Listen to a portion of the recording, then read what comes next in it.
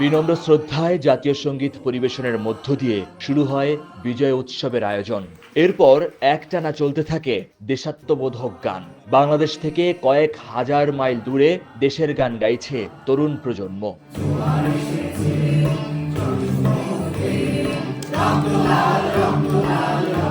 ফিনল্যান্ডের রাজধানী হেলসিঙ্কিতে এই বিজয় উৎসবের আয়োজন করে Bangladeshi academic forum of Finnish universities BAFU. বাংলাদেশের শিক্ষার্থীদের পরিবেশনায় হয় মনোজ্ঞ সাংস্কৃতিক অনুষ্ঠান। এরপর দেশীয় কয়েকটি ব্যান্ডের পারফরমেন্স।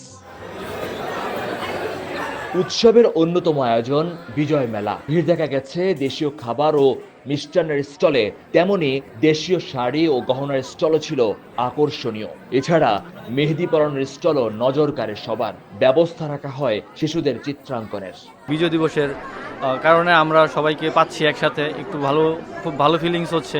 সবসময় আমরা এই প্রোগ্রামগুলোতে জয়েন করার চেষ্টা করি এবং অন্য অনেক মানুষ আসে, পরিচিত মানুষজন, সবার একটা মিলন মেলা হয়।